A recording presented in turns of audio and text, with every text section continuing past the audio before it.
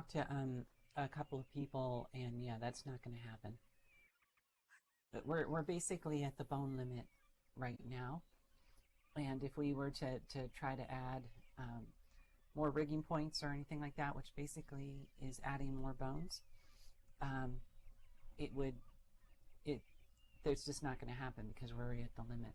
Maybe in a couple of years, um, you know, but if we add any more bones to the skeleton, even as in attachment points, because attachment points are basically bones. If we even add attachment points,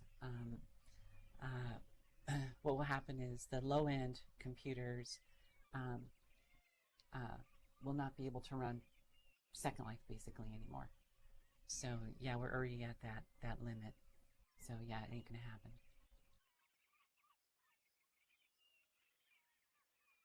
Tried.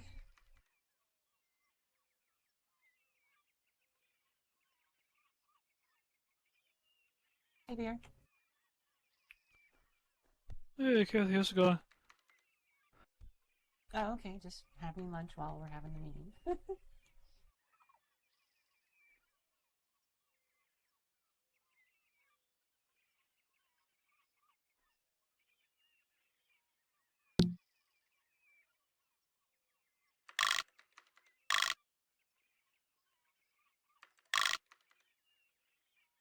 All right, well, we might as well go ahead and get started. Let's see, we've been talking for a while about some potential upcoming projects, and we do have an announcement about that. We are starting work on doing bakes on mesh. This is something that people have been asking for quite a while. You know, the ability to apply your baked avatar meshes uh, to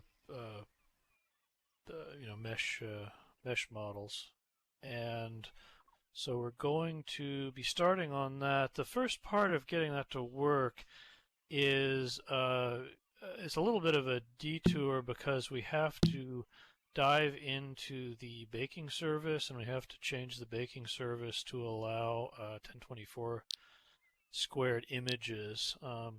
So since we haven't touched the baking service in quite a while, that's going to be a bit of an initial dive to get that working before we can really get working on the bakes on mesh proper. But once we have that, then we have the I think the key infrastructure that we need to move forward with actually allowing these textures to be applied onto mesh objects, which is probably a bit smaller than in some respects than actually dealing with the ins and outs of the baking service. So anyway, we'll keep you posted on that. As I say, the first part of this is just kind of running off and weighing on the baking service. So there's not going to be too much user visible stuff going on for a while, but we'll let you know how that goes. Um, the exact specs for how the bakes on mesh are going to work haven't really been established yet. We don't have kind of a blow by blow feature description of that, but clearly the goal there is to address the kinds of concerns we've had about wanting to be able to reuse those textures and wanting to be able to modify the appearance of meshes without having them be full perm and that sort of thing. So yeah, so we'll keep posted on that. Just getting started now, so there's not really anything to look at, but we'll tell you how it goes. Let's see what else is going on. We've had the Asset HTTP viewer in QA for a while. I think that should be coming out fairly soon, but again, you don't really know till it ships. But currently, that's I think next in line for release, so we'll see how that one goes. Let's see. Tapple asks what Omega is. No. What is Omega?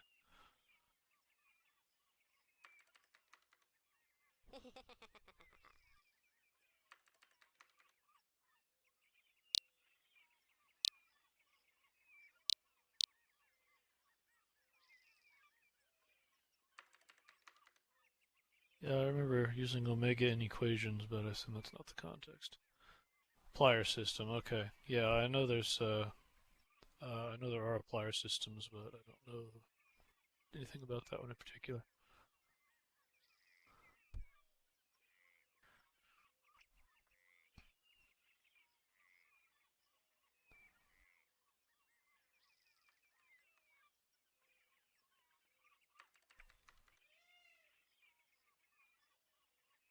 Yeah. Anyway, the hope is that we won't need to do as much applying, if we enable bakes on mesh. The idea being that you could basically, since your bake texture is put together from the various things that you're wearing, that you can modify the appearance of a mesh by changing what your bake looks like without having to change the mesh itself. Anyway, we'll see how that all goes. So what else? Acid HTTP, hoping it'll come out soon. Still in RC. The last viewer update had some mate changes that I'm not the person with all the details on, but I know that there were some bug fixes, improvements there.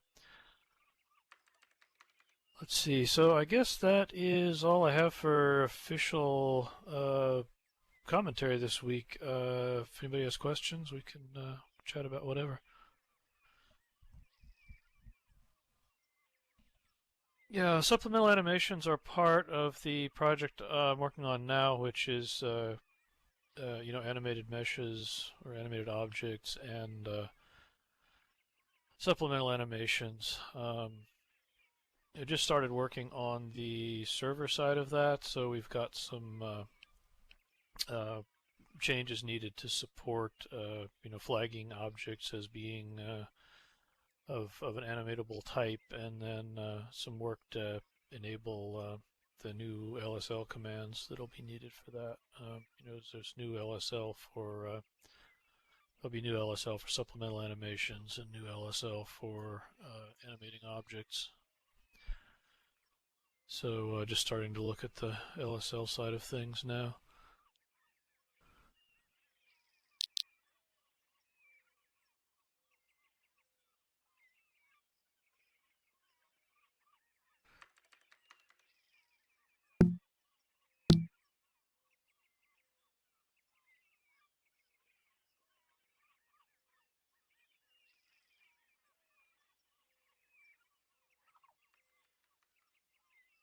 Yeah, baking probably doesn't involve materials currently because none of the other things that go into baking support materials, right? It's all based on compositing the textures that you have in your wearables and uh, using that to generate a resultant image. So basically, it's just generating a diffuse texture. It doesn't know about the other types.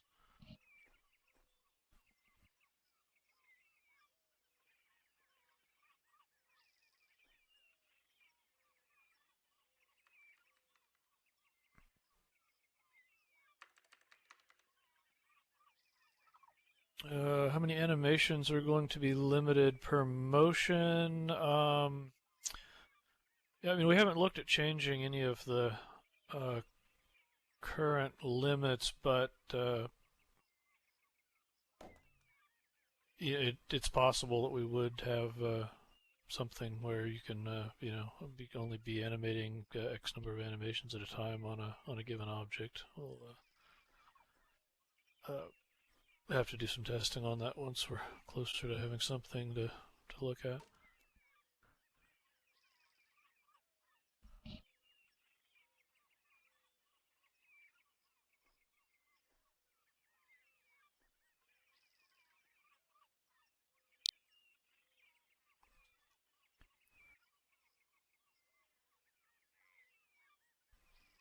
I have a question. Yep, fire away. Sorry, I gotta get my phone.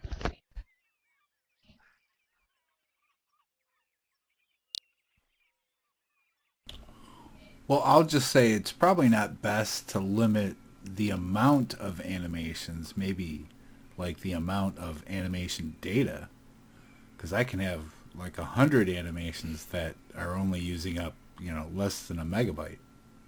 Well, that's true. I think there actually is some kind of a limit now, where you can only have 64 motions playing at one time or something like that. I've never actually tested that, but I've seen that showing up in log files, so I assume that's getting enforced at some level. But yeah, I guess I guess just the number by itself doesn't necessarily tell you how much overhead you're imposing.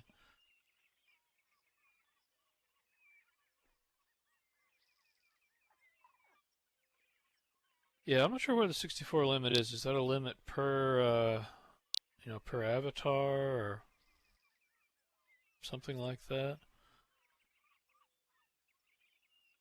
Per agent, yeah.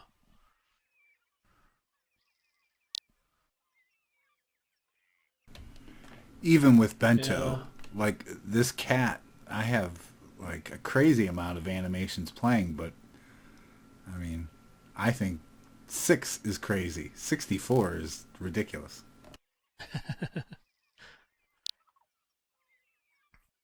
Yeah, well, for most of these things you have to set some limit just because you can be pretty sure that, whatever the limit is, somebody's going to be pushing up against it. But yeah, I can't think of a lot of cases where you'd really need to have more than 64. Obviously, somebody has, considering that this is something that shows up fairly often in the log files.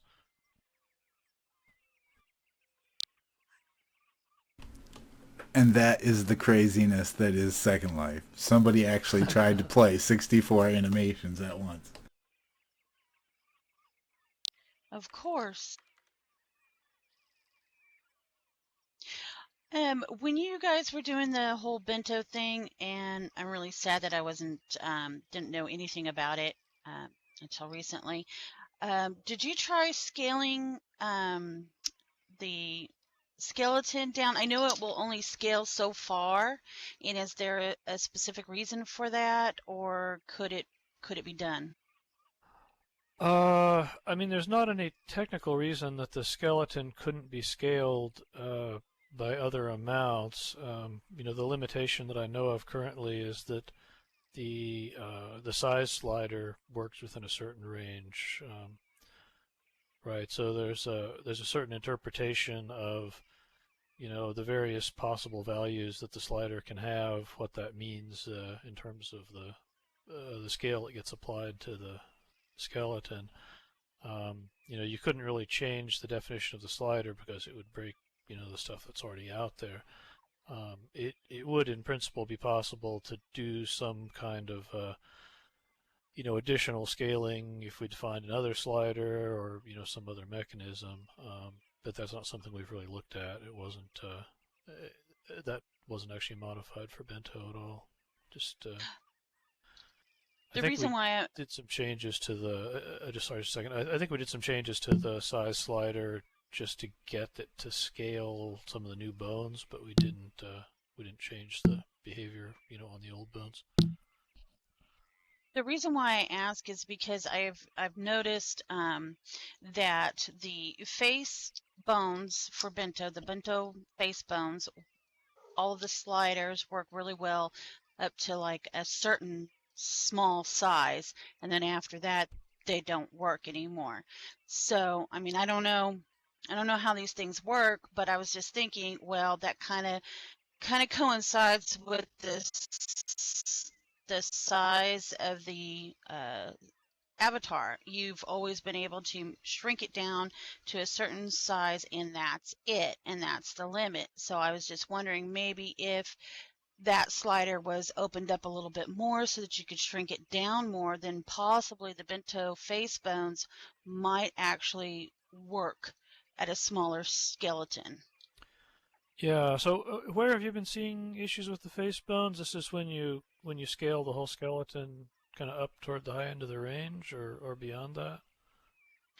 Well, I don't have a specific size number, but if you scale the skeleton down past a certain size, then the face bones for Bento, the sliders do not work. It's a common thing.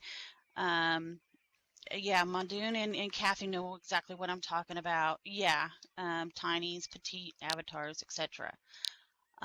You basically have to upload it without joint positions, and then unfortunately the mesh kind of breaks a little bit and it's not as smooth. Yeah, I'm not really sure how that's all going to interact. You've got a bunch of sliders that are modifying, scales as well as positions. So, the combined effect there isn't necessarily going to scale up or down, smoothly through kind of an arbitrary range of scales. Really all I can say is we haven't experimented with, trying to see if we can push it farther. We didn't change the definition of the height slider because, that would break stuff that's already out there. And, if we were looking to add some other mechanism for supporting a wider range of sizes, an additional global scale slider, something like that, we would have to do some investigation into how that worked with the sliders that are already there. Yeah, I was going to say, Matrice and I looked into this particular thing of scaling the avatar up completely bigger or smaller. And I remember, Vir, we talked about this a long time ago. So we would have to add another slider to the appearance slider for a global scale. It would actually be a fairly easy thing to do.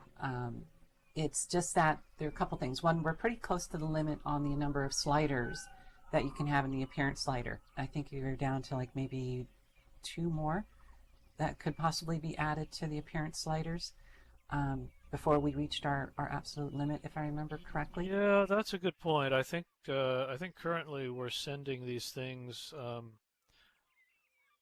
as I think currently the way we have it represented, you can only have up to, what is it, 255 sliders or something like that, user controllable ones, and we're pretty much at that limit now. Yeah, I think so I remember right. Yeah, at some point trying to add anything would cause you to have to actually change how the stuff gets communicated to the viewer, and you got to make back-end changes and all that stuff too, so it could get hairy pretty fast. Yeah, if I remember right, Oz was at the meeting that we had the discussion, and he said, yeah, we only had like 1 or 2 sliders more that we could actually add before hitting our limit. And so he wanted to sort of, if I remember correctly, wanted to sort of not leave those for future use in case something really cool happened to where we really needed to use them. The slider itself would be very easy. I can make it within a half hour. It's a very, very simple. It's just like the head size slider. It's the same, just adding all the bones. And you can have the avatar scale down to 1 inch tall, to 1 centimeter tall if you want, to all the way up to 64 meters if we wanted to have it go all the way up to 64 meters or even bigger. The other problem that we ran into that we were talking about is, yeah, you can make the avatar bigger or smaller with just using a slider, and it just changes the scales, and everything should pretty much work. The problem that we really determined was, no matter what size the slider would be set at, your avatar, when it took a single step, would move the same distance. So if you had a little tiny avatar and you took 1 step, it would look like it shoots across the room at 100 miles an hour, relative size. Or if you had a 64 meter tall avatar and you took 1 step, it would look like it hardly moved at all. I mean, the animation would play and it would look like it, but it would. So we would need to have something that would actually change the step size of the avatar when it moves. So it would, Yeah. so it would mean more than just adding a slider. Adding the slider to scale it up and down in the avatar LAD would be actually very simple and can be done within a half hour. It's the other stuff of having the avatar change how it moves per step to scale up and down, which would be extra work. I Yeah, don't know that's how a that would be. good point. There is some code for trying to keep your steps kind of synced with the ground when you're walking, but I think that's only going to help within a fairly narrow range of sizes. It's not going to cause you to, take 100 steps a second when you're a tiny, and even if it did, it would look crazy. So yeah, we actually would have to change, kind of how far you move per unit of time, which is something that's handled on the back end and probably ties into the physics and everything.